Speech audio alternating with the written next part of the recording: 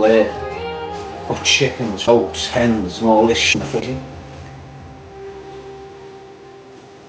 So what I used to do, if you were going off your barnet on the wing, they'd put you on some like quiet time.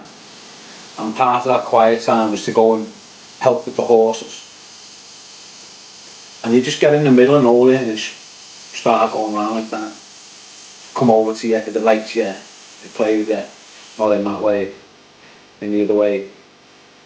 I know there's some dirty minded people out there.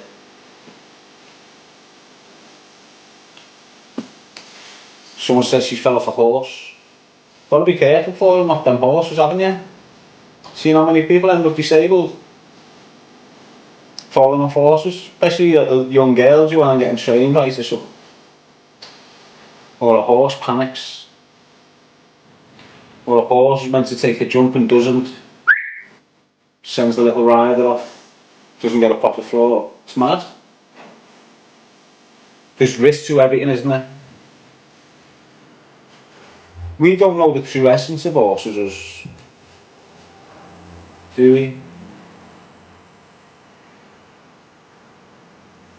It's like if you think of a spiritual essence, like a spiritual mind about things, and you think that any vessel can steal your energy.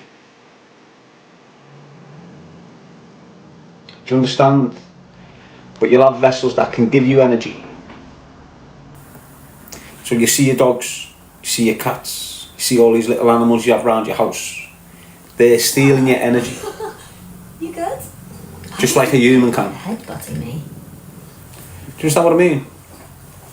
Aww. These types of animals round your houses and shit can steal your fucking energy. So if you've got an angry owner, you've got an angry dog. If you've got a loving owner, you've got a lovely dog. If you've got a joyful owner, you've got... Do you get what I'm saying? It's your energy that gives its character and its personality, isn't it? Whereas horses give you energy. That's the difference with horses.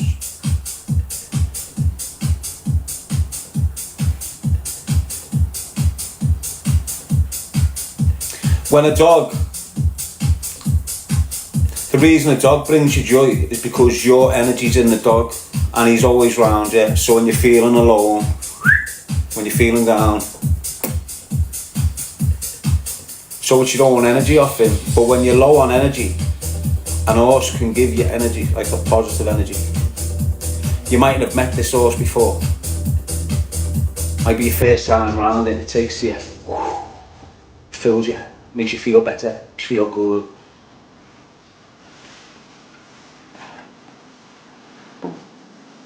Know what I mean? That's what I felt round horses. Every time I go round horses, they come over to me and I feel nice off them. So I understood what the governor was on about in Oakwood.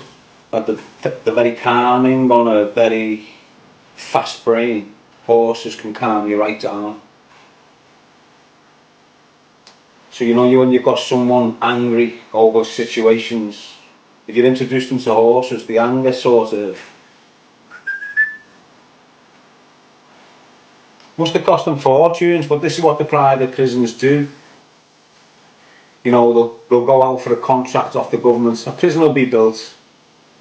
You'll have so many private companies coming in, including the POA, Prison Officers Association, to try and secure a contract on that prison for 20 years. And the private companies will come in and go, we'll spend this much in this. We'll make sure 99% get a pass rate in education. We'll make sure no phones are used, and they'll be billed for everything they fail on in the contract. So what they'll do, say they get a 10-year contract on Oakwood, they'll have a budget for the 10 years. But what they'll do, they'll overspend most of the budget in the first 3 or 4 years. Why? To keep all the inmates cool and calm. So they'll give them everything.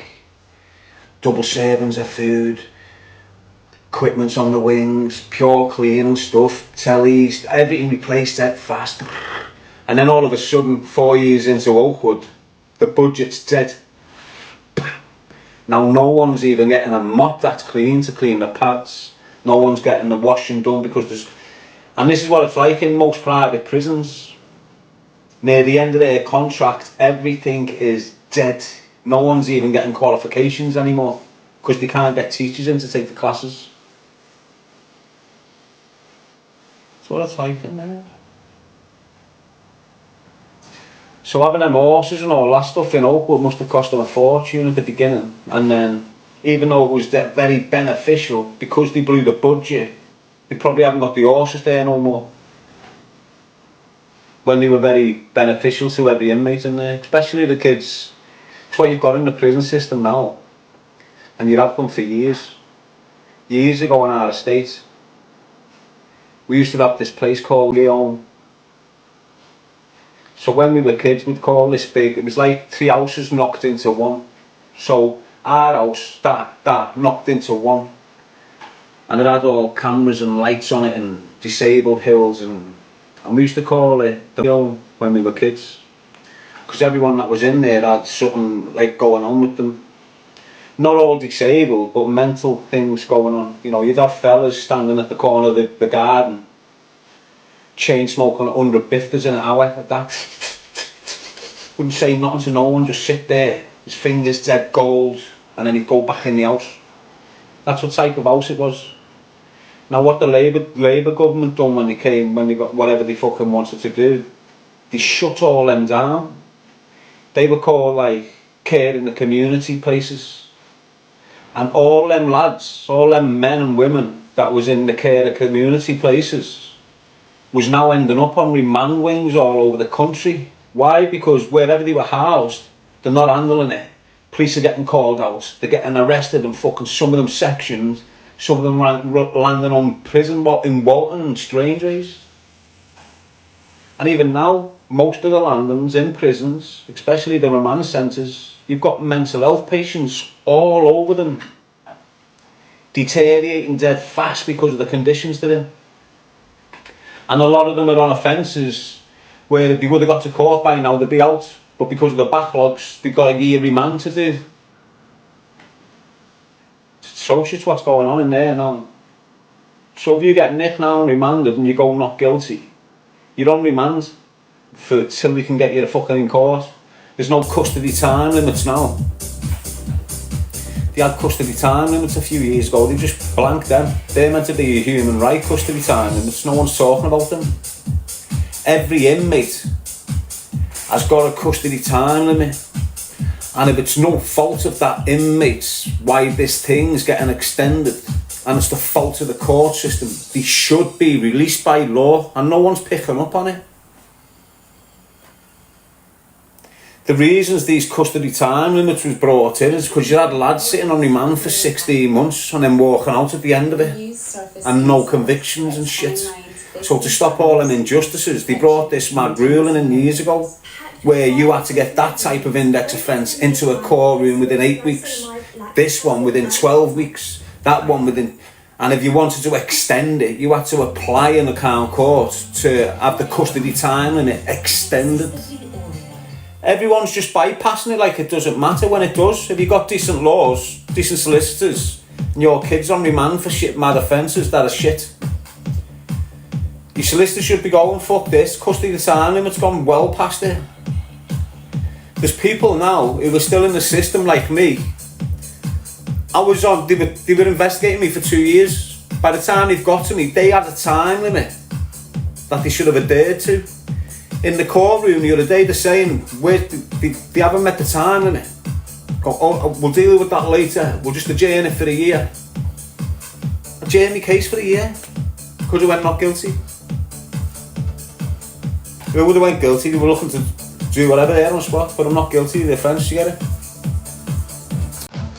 So that's what's happening in your prisons. And what happens if you've got a wing of 35 lads on it, some have got 40, some have got 50, some have got 20. But if you've got a wing with 50 on it, a landing, one unit with 50 on it, like a ones and a twos, say like whole courts, and half of them are tapped, it's not long before the other half become tapped. It's contagious, that shit, mate. It's contagious. They don't give a shit what you say. If you've got a wing where 30 of the kids are going off the bar and it's fucking doing all mad shit, getting more tapped, it's not long before everyone on the wing starts acting up the same, you know. And this is when you get like wing riots and all this shit. It's like that group thing in jail, but it spreads dead fast.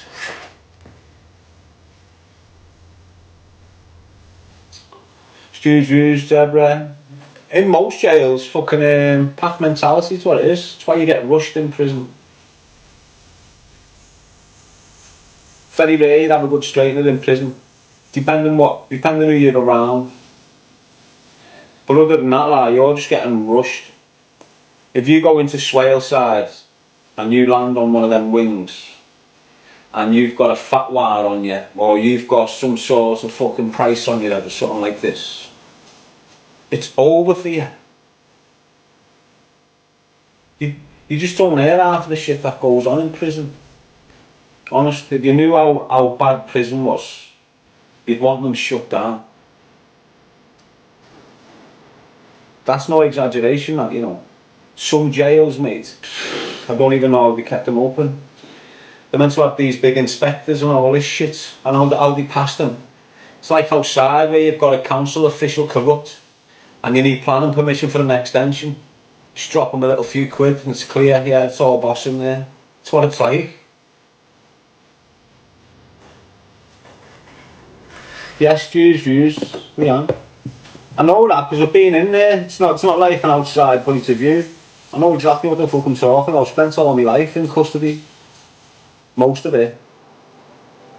More than half of my life was in prison or in institutions where you're locked in.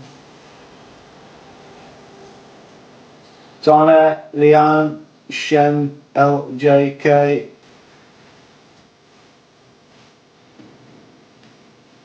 Yes, Fizzy, alright, mate.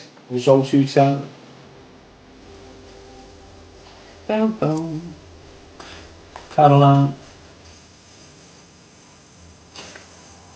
Donna G. Kev. Lauren. Boom, boom, boom. KSS.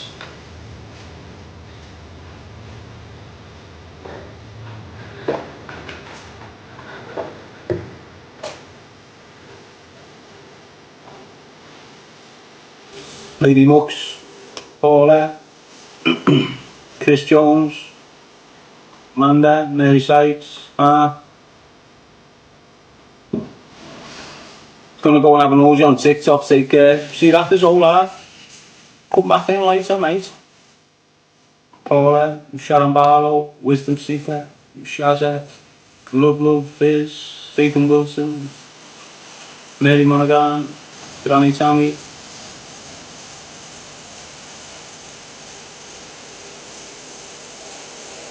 Magic Mama.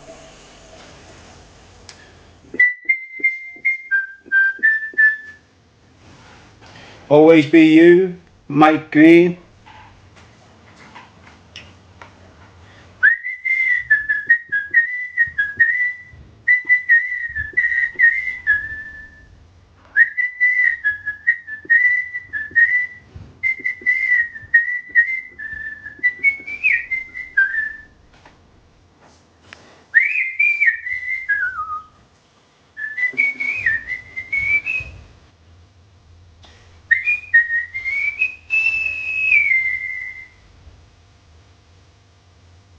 Deborah, Nathan, Jackie, Shotgun, always be you, nice one, lad, see you, Bumba. Thanks, Kitty. How do you whistle so good? Like anything, lad. Do it repeatedly. Amanda Clark, Kate, Katrina, Wagwan, Mike, Denise, Daisies and Taps, nice one, lad. Seaflies. You send that lollipop or whatever it was.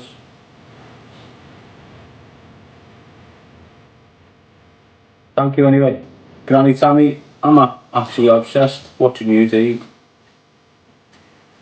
It's hard keeping them morals and principles intact when they're under attack. Get rid of this helmet.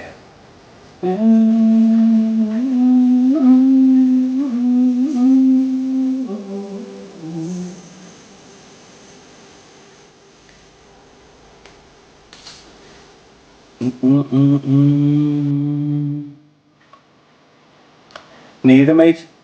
Nice one, Molly, la. Johnny, Lee Sykes, Jason Haggerty, Samara, George Douglas. So what else has been going on? Have you heard this thing about driving licences next year? So you don't really need one, you can just drive. It's all hope at the moment. It's all talk. But I'm thinking, why would they do such a thing? And it can only be to please the early voters. Darren, vote for us, we'll let you drive round without a licence. Yes, Jodie, John, Mary, Leanne, Donna.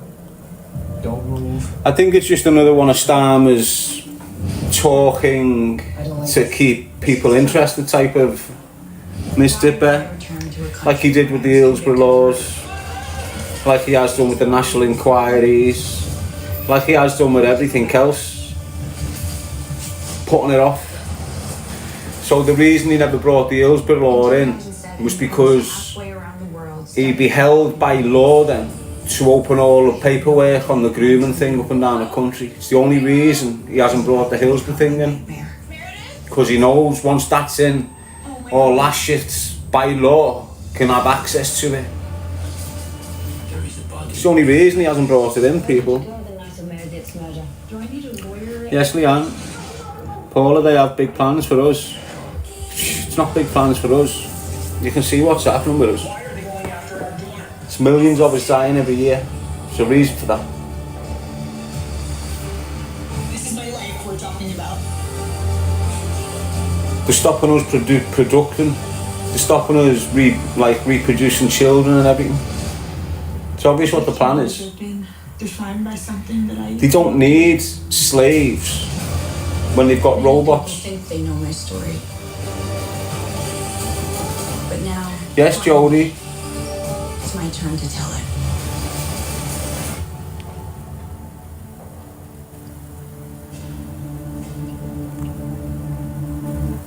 Berkey Limited or Berkey Lid. Kate. Look, we keep on getting back to this point because no one understands where I'm coming from with I it. see you battling those painful muscle cramps. Just because you're not getting whipped and you haven't got handcuffs on your ankles, it doesn't mean you're not a slave. It just means you've got a good slave master. That's all it means. King Charles is a slave master. His whole bloodline have been nothing but slave masters from the get-go. Why the fuck do you think it's changed? You're looking at all these immigrants, the slaves. It's a slave trade. Why can't you see it? Big money in the slave trade. That's why they're pumping billions into getting them here.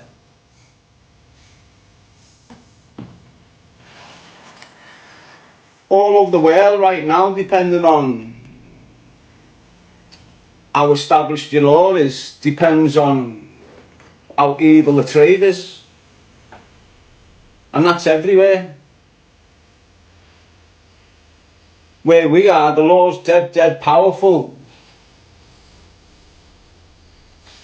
So the slave trade's a lot easier to control.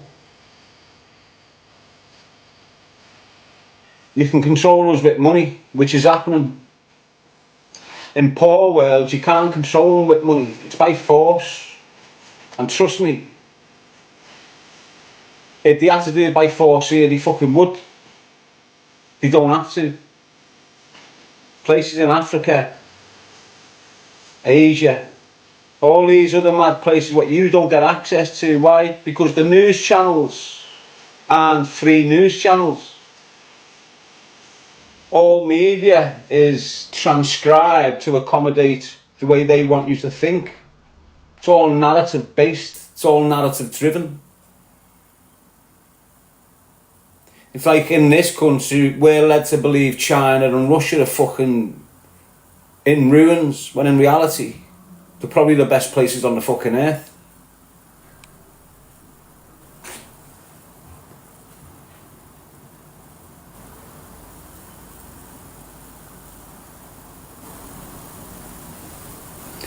So you need to just wake up to the fact that, you know, you are an economic slave. There's a reason why you're in school from the age of 4, from school to college, most of us years ago, or most of them, majority of you still now, especially in the new cultures, they've got them sewn right up. These Indian cultures and all this that's just flooded the country, they're just workaholics. Look at them go. Look at all the Indians that came in under Sunak, 2 million of them, every one of them working. And you think they're not economic slaves? They've just come from a third world fucking sort of country that's on the massive fucking build up. But when they come from there to here, the salaries and all this, so if you've got a secretary answering the phone all day in India, they're getting about £2 a day. The same person here is getting 50, 60 quid a day depending on where they put them. So if that government in India make a deal, if the king of India, the slave master of India, makes a deal with the slave master in this country, ignore the secretaries that do the running around, the starmers and that. When it comes to the slave trade, it's the big king, that's who deal with that shit. So when that king's agreed with this king to send 2 million across, with the fact that they've all got accommodation and they've all got employment to walk straight into, which was the case straight away. What if there's not, like, every resident that comes from India with this agreement has got a stamp duty put on them? You're going there, you're working for 35 grand a year, but us as a government is taking 26 grand off you a year. 2 million immigrants on the same fucking duty. It's a couple of million quid every fucking month. Billions over like a 5-year period for them 2 million slaves working in Britain for the king.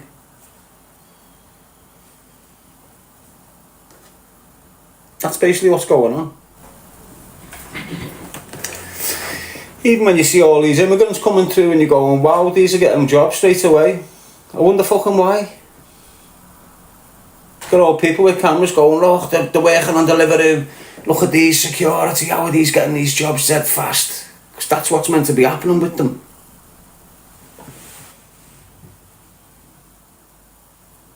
You know, this is what's happening with the majority of them.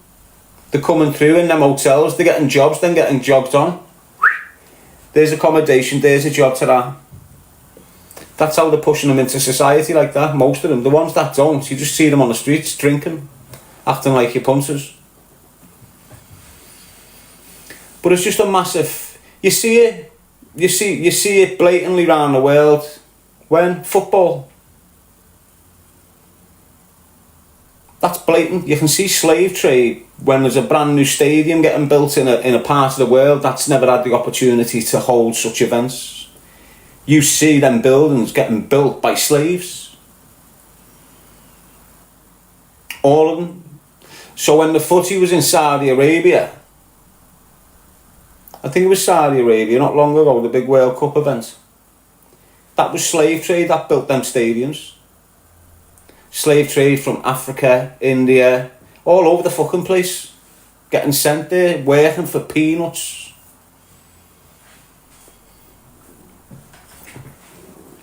And that's what happens right around the world. If you look at this country when it comes to football, and you look at the roots of the game getting cut off, And then with that thinking of that like that, and then you think of, hang on, how's America all of a sudden became the face of football with this big event going on in America in the next couple of... What event's going on in America? One of the most important footballing events the world holds is happening in America. Donald Trump's become some sort of big thing in it.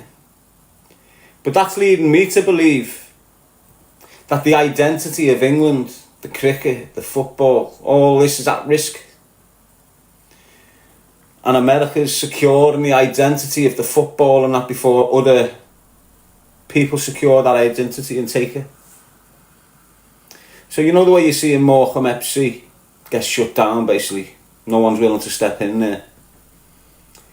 And then you see in loads of other low-rooted clubs getting shut down, can't afford to stay in the game. You see other teams coming from the Championship shutting down. Without you realising it, this is a bucket piss and blood.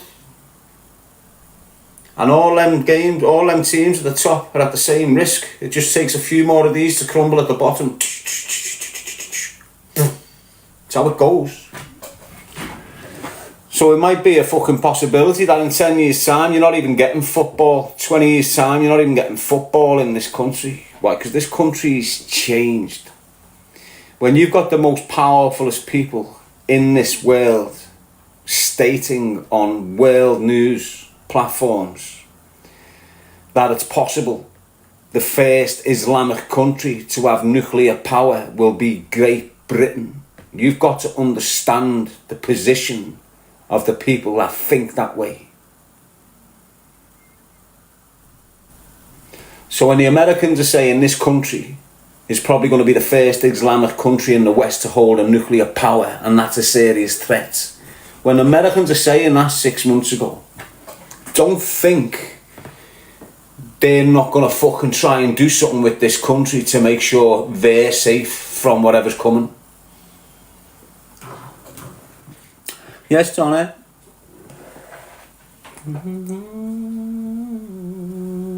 John Boy's saying we're in a mess. We're not in a mess. We are the mess. When they make a mess, it's us that gets spilled. Not them. What can you do? Fuck all. They're building up for it. Why?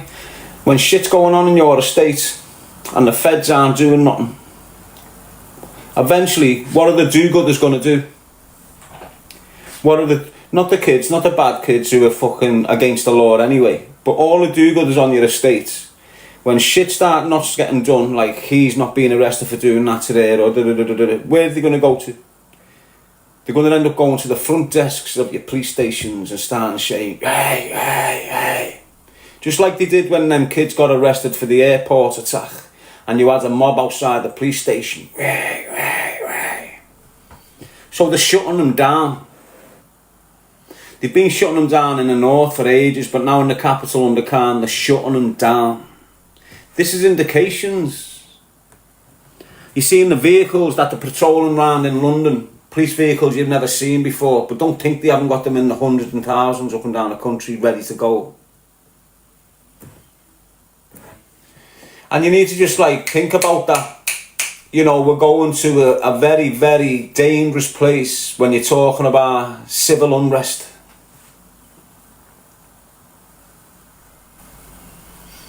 They need the chaos so they can create control. It's chaotic now, they can't control it. They need chaos. Chaotic and chaos.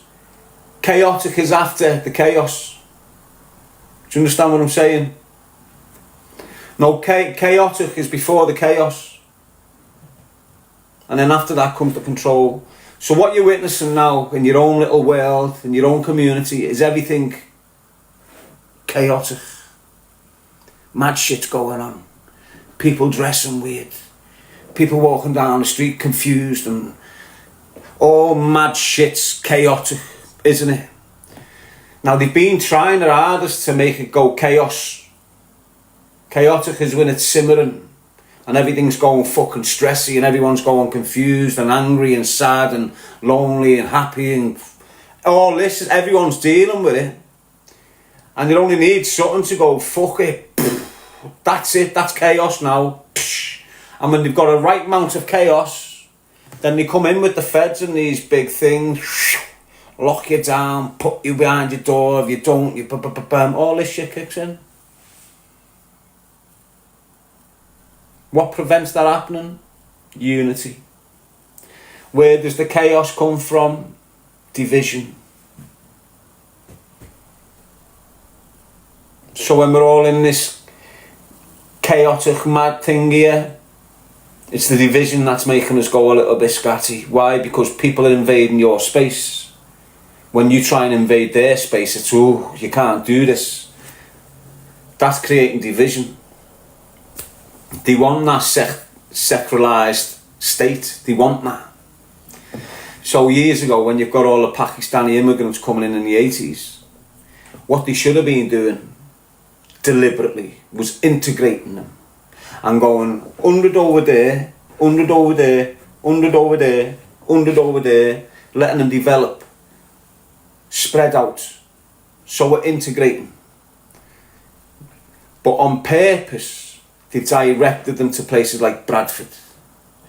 You go to Bradford, you go to Bradford, you go to Bradford, you go to Bradford, you go to Bradford, knowing quite well they're going to have a secularised community in this country of Muslims. Don't think this isn't deliberate.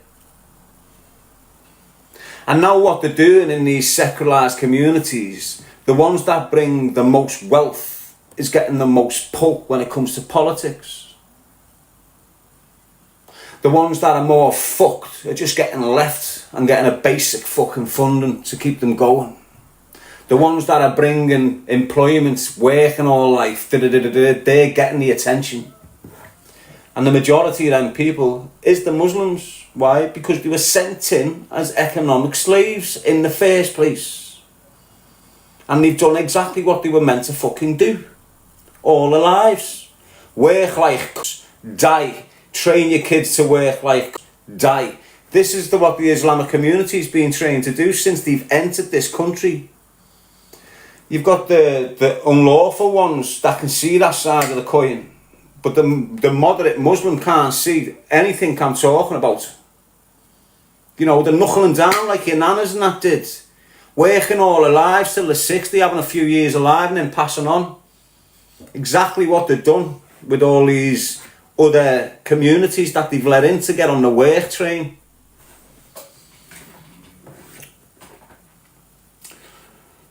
Some of you can see it, some of you can't. But as I say, if you're able to step outside the box, if you've been in prison, enough prisons,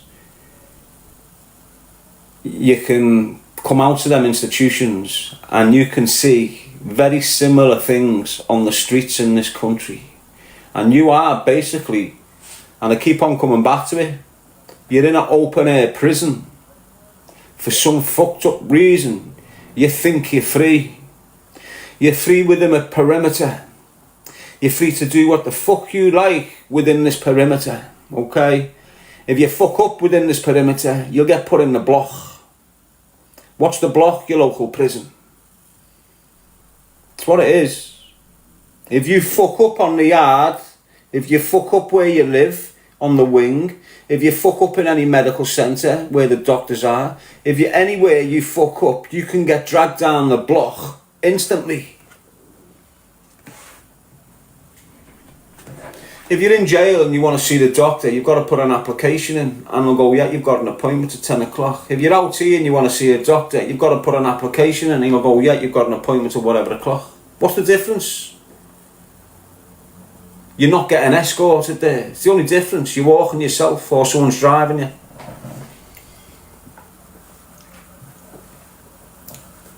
Look at everything else. Look at everything else. In jail, you'll get your wages once a week and you'll get your shopping once a week. What do you do out here? Maybe once a month or once a week, but that's when you get your shopping.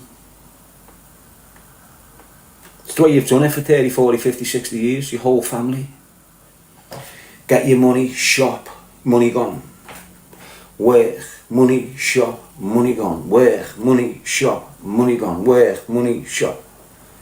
It's not money, bank, money, bank, money, bank, money, bank, buy me own house. It's money, bills, work, money, bills, work.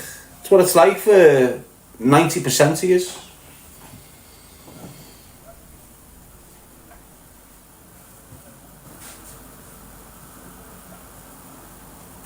But you still believe you're not in prison. So if you go back to the early 80s, everyone was 9 to 5. No one was out at past 11 o'clock at night. The street lights were switched off and everything.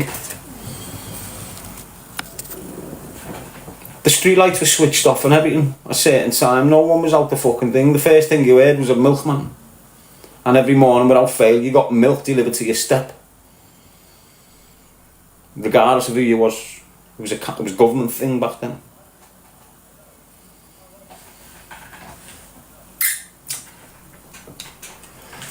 So you were in prison basically. Lights out. Same thing. Everyone going to school, everyone going to work. It just ruined us, didn't it? But it's the bottom line is like you're in a big massive prison and there's fuck all you can do. You just got to make the most of your time here. Try not to make it any worse for yourself. And that's the bottom line there if you think about it. What, you want to leave the country? Go and ask for permission first off the governor. That's what you're doing. What, you want to go to the country and go and visit and go, we're going to clear that with the governor. You need a pass for that. You need day release or weekly release. You need a rottle. You can't just get up now and go, look, I'm off. I'm fucking off. I'm going to see the world. Why? Because you've got to clarify it with people. You got to pay to do that shit. You can't just get up and go like you thought you can. You can't. You're restricted to fuck.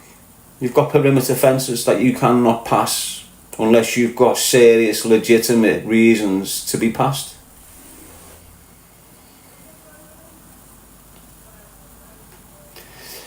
Look, the man and everything now. So people are criticising me because I've said at the end of that Tommy Robinson reply, his fucking supporters again coming in. And they're saying it's not a voluntary, he hasn't volunteered himself to the police. Why? Because we've seen a video of him where police have arrested him getting off the plane. But let me tell you now, just off that video tells me he's not under arrest there. He weren't under arrest. Doesn't matter how many feds were there. They never put handcuffs on him, full stop. He has contacted police before he's arrived back in the country. And he has told police, I'm coming back into the country at this time, I'll come to the police station. What time do you want me at the police station? But they've thought, don't give him an opportunity. Just go and meet him there and bring him straight here. And that's what they've done. Picked him up there. No force, no handcuffs, sitting there for us to take it there. Done. He's done his interview. He's come out the other side. I've had a few messages. Whether it's true or not, I don't know. But there is no CCTV. Only the CCTV that you've seen, which is from his team. There's no statement from a complainant. The police are doing inquiries based on the CCTV that you have seen coming from his team. So it's not like they've got a complaint and they've got a statement to go off and they're doing an inquiry here. They're doing an inquiry on the back of the CCTV footage that went viral.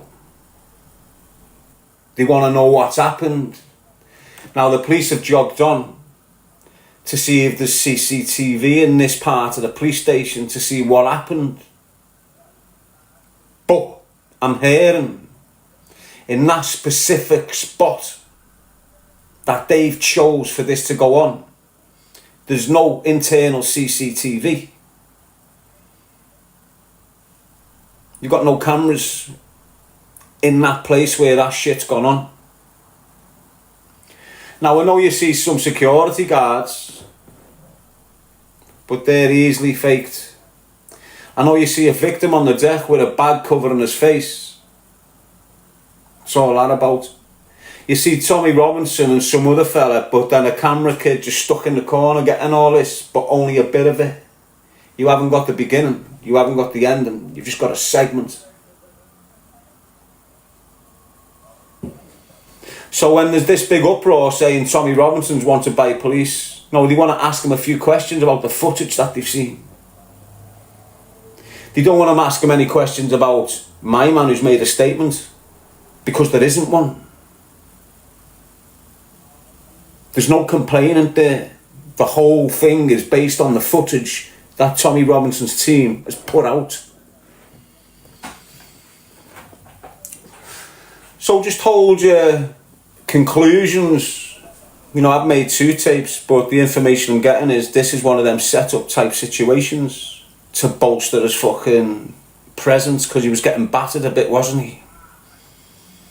He had a lot of people understanding what he's all about and that now. So this little thing is like upturned his things. So even when he goes back, there's no charges. It's just to big up his popularity. So as I say, just sit back and wait. You can write me off, you can criticise me all you fucking want. I'm not scared to address it. I've got all these right-wing fucking nutters coming at me. I don't give a fuck.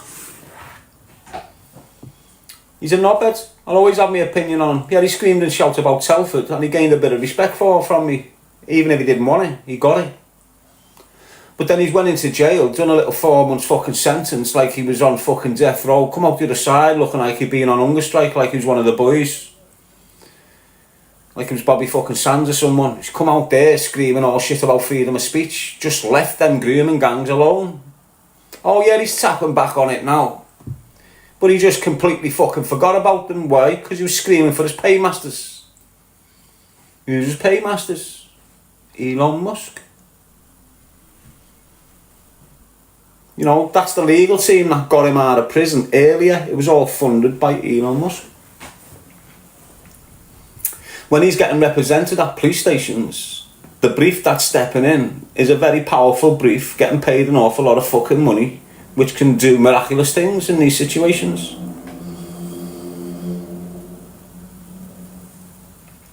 So you've got this American reporter that's paying a huge interest in him, and you always see him. He's the first one to get the interview, he's the first one to get knowledge of where he's arrested, and he's the first one flying from wherever he is to help with the situation. He's the American link, he's the Elon Musk link. So when he's coming over, the legal team that he's supplying, the money, the funds and all this that he's supplying is coming from this. And he comes over like a reporter.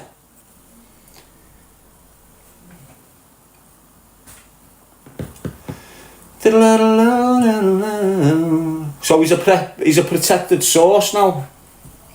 Whether you like it or not, Tommy Robinson is a protected source.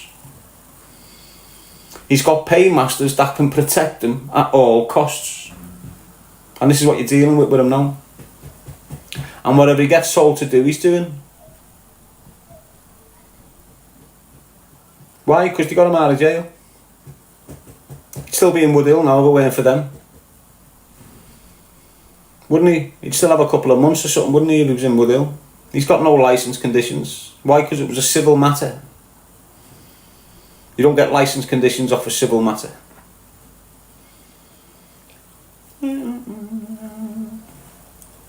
Again, this isn't me hating, this is me having an opinion from an observational point of view.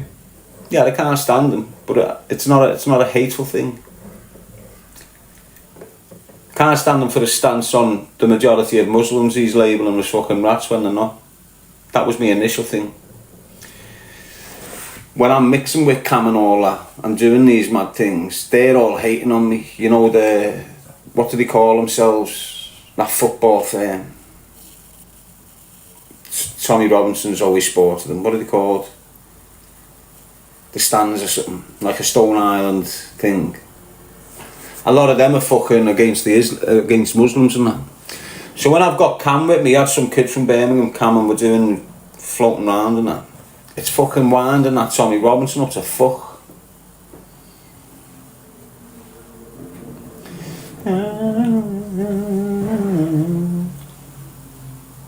And then you see him with fucking James English around the time I'm getting cancelled. And then when I'm speaking about shit that's gone on, I got some emails from The Guardian or the Mail talking about mad shit to do with something to do, I forgot what, it's there somewhere, I've got it somewhere, you know, PDF file, it's still there, the email, I just can't find it because it's all in an old iCloud or email account. But I'm speaking about this coming from, these emails coming from these fucking newspapers. I'm speaking about it on here, and then all of a sudden I've got Tommy Robinson contacting me. Someone said that you've had emails off the Mail or the Guardian, is there any chance I can see them? I'm like, why? I think you might have had similar things happening to you that's happened to me in the past with these papers. I'm thinking, what the fuck's this? But I've jogged them on. 6 months down the line, he's doing a podcast with fucking English, wearing a Celtic top. And so's English, wearing a Celtic top.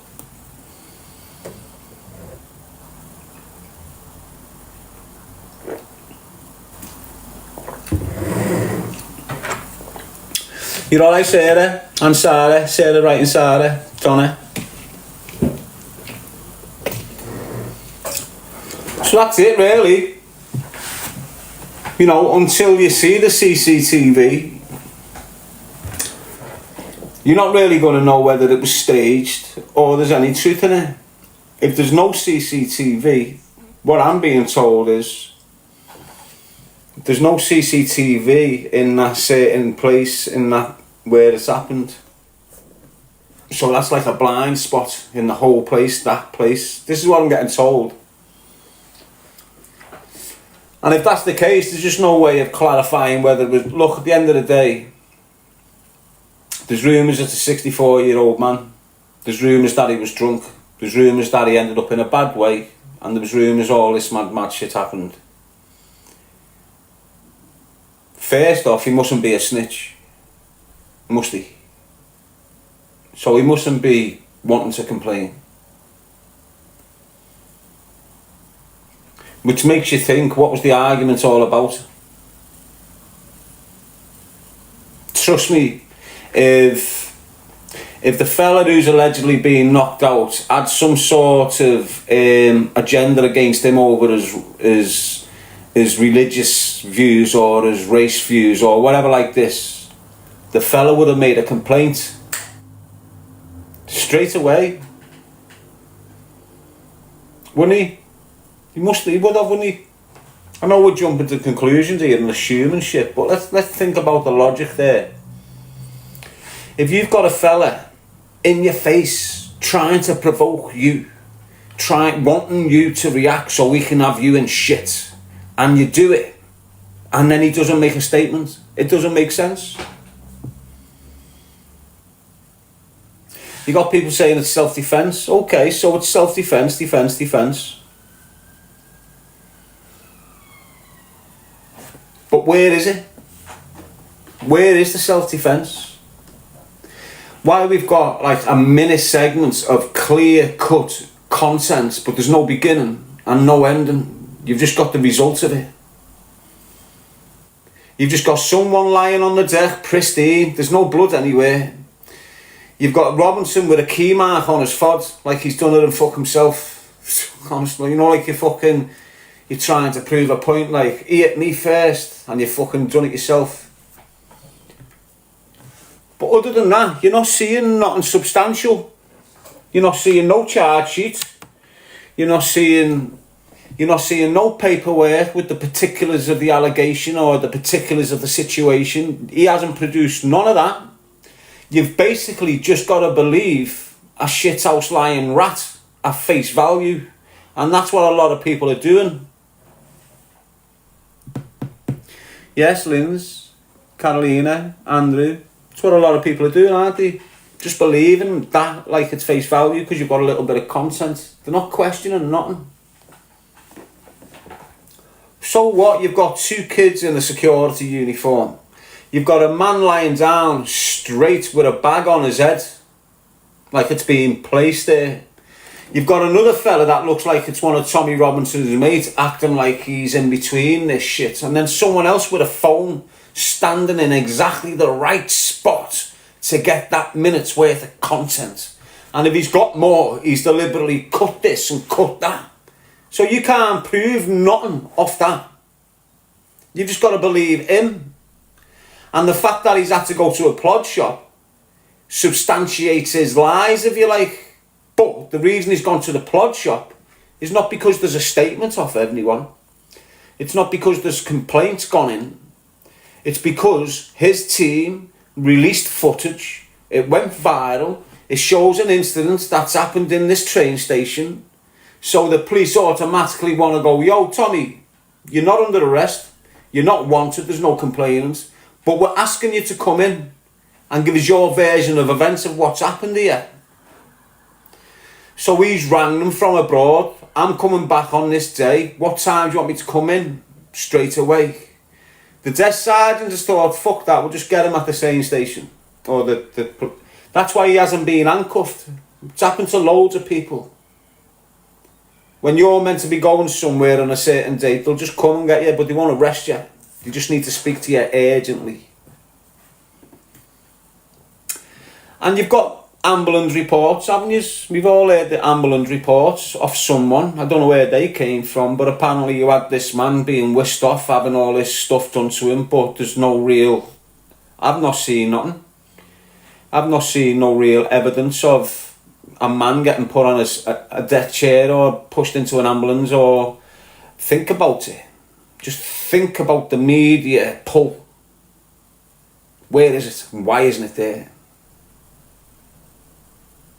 Think about what I'm saying.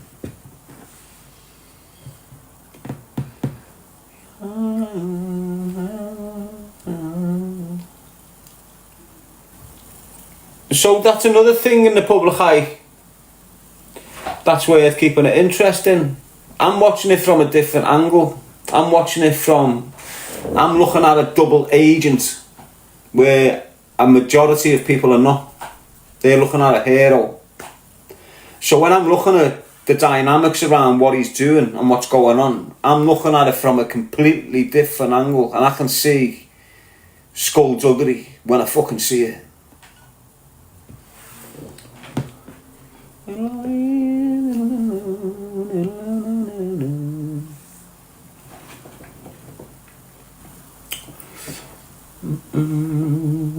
If you think, listen, just let me say this to you, right? Look, think about the character of that man for the last 20 years. Think how much he's hated on the feds. Think how much he's hated on everyone. Think about what he done in the last 2 years when his paymasters fucked him off. What he started doing was sucking up to the Muslim community. When his paymasters jogged him on, he started doing podcasts with Muslim kids, saying, no, I appreciate most Muslims, but I don't like this type of Muslim. And this is him trying to make himself safer, because now he's not getting funded and he hasn't got the protection. So now he's going on these podcasts with these naive Muslims who are all going, is Tommy changed? This is him just trying to cover his ass because he knows. But shit hit the fan when the Israel thing kicked in. And all of a sudden, this hateful man by the government, the one who the establishment cannot stand, right? They've been writing him off. EDL leader, right-wing leader, blah, blah, blah, blah, blah, blah. All of a sudden now, he's able to go into one of the highest offices in the land to do with policing. Sit down with the highest policeman in the fucking land and get permission off him to hold a march for a couple of 100,000 people to walk directly through London, stopping everyone's day and ending up at a stage smack bang in the centre of London. with a 50-foot fucking screen on it. You tell me how he's gone from this to this in the space of 6 months, mate. You can't do it unless you're a paid source and people have got the ability to pull them strings to get you permission to stand in the middle of fucking London with a screen, putting a banned documentary on the screen for everyone to watch and press a link and pay for it.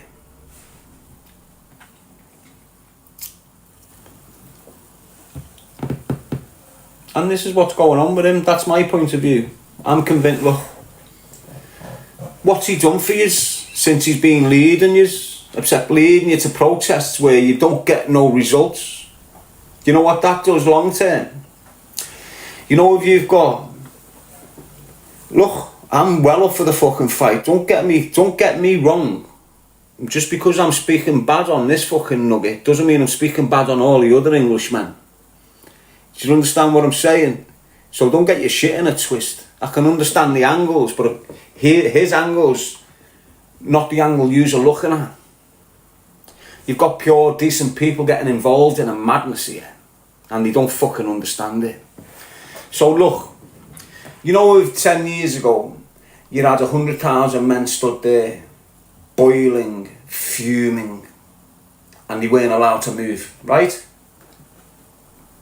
So you've got 100,000 men unhappy with the establishment, unhappy with Islam because of their new leader is screaming madness about them.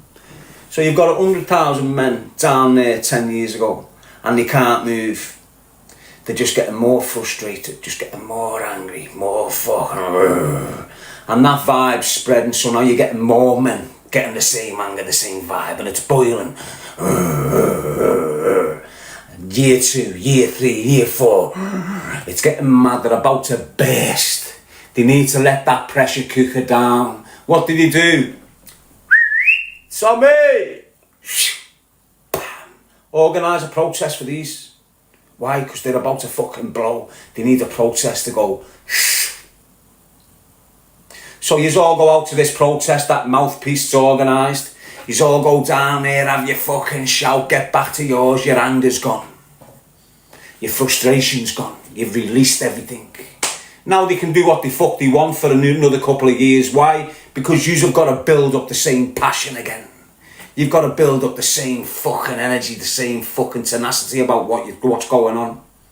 And they can see it. So me! Another protest. And he's done that for 15 years. More so in the last 2 years. He's had 3 protests granted of the system that he hates so much. Of the system that hates him so much. In the last year and 2 years, he's in and out of prison and he's still getting permission to hold big crazy events smack bang in the middle of fucking London, and yous all think he's not a double agent. Not one protest that he's held has resulted in anything going on for the victims of any crime. Not just made him a millionaire over and over and over again.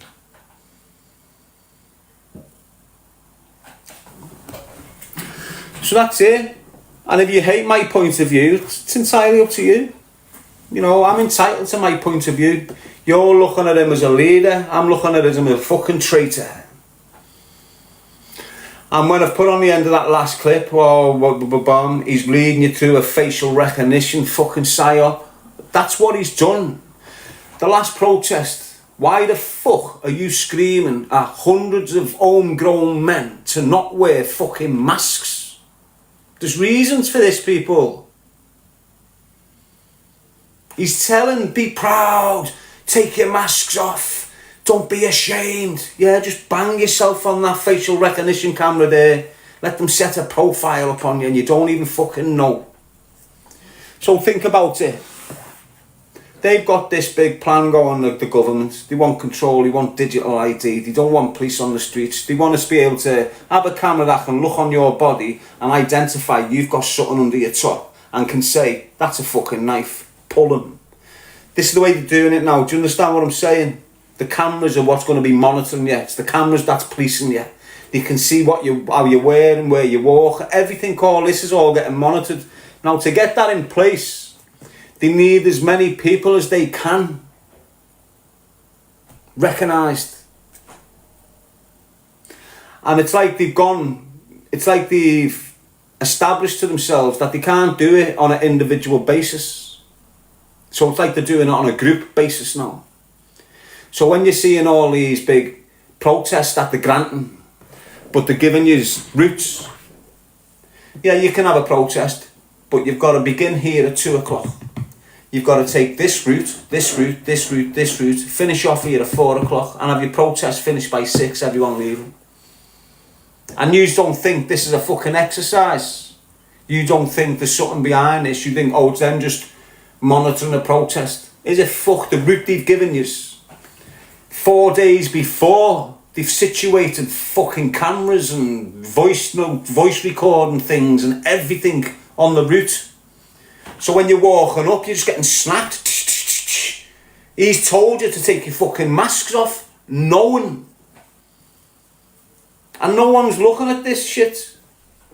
Think about it. Why would he, knowing the risk to someone that attends these fucking events, why would he encourage his people to not wear masks on a fucking protest? There's only one reason for that, people. And the sooner you fucking realise that, the sooner you'll start putting your energy, your funding to another organisation. Not to some political fucking puppet. Because that's what he is now. He's a political puppet. He's a protected source. He always has been on and off, on and off, on and off. Now he's on. He's there. Why? Because the Americans are screaming about freedom of speech in this country. That's why when he's got out of Woodhill, instead of staying on the page where he gained my respect and load of respect of other people, instead of staying on the page of Telford, instead of staying on the page of these Rotherham gangs and shit like this, he's just brushed them aside and jumped onto the American fucking sound note of freedom of speech.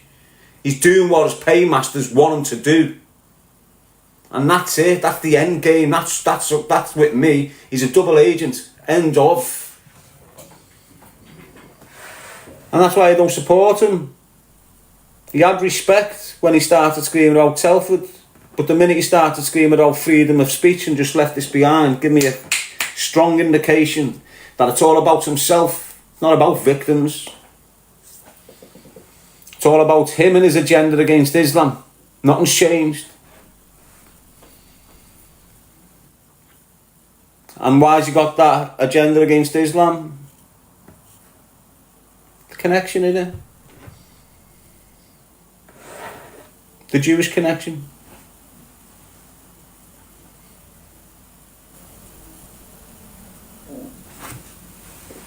Anyway, choose a life, not a knife, you kids. Don't let your fucking brain get thwarted by people that believe the leaders of generations, if you like. Tommy Robinson's not a fucking leader, he's a fucking bleeder. Do you understand what I'm saying? He's done nothing for the last 15 years but lead lads into protests. The last one he instigated, whether you like it or not. You know, when you hear these patriots from the northeast, Tommy's their king, alright? So when you've got likes of Mr. Peter Lynch ending up dead in prison because he's gone to a protest because of Tommy Robinson, you need to start understanding what his actions really fucking do to young men who are sitting in prisons now doing 8 years. Why? Because they attended an event. Why? Because mad mindset there encouraged this shit. They're all looking up to him. And when he's there going, yeah, it's got to do it, they're all going out, getting themselves jail. So in Knowsley Sweets in Kirby, you had a protest that was sweet. It was making its point. Nothing was getting out of hand. And then all of a sudden you had a group called the Patriots turn up. And the Patriots represent Tommy Robinson and that firm. Whether you like that, you can be in denial all you fucking want. The Patriots are linked to Tommy Robinson. And when you see them attending events causing disturbances, he is the flag bearer of it all. I don't know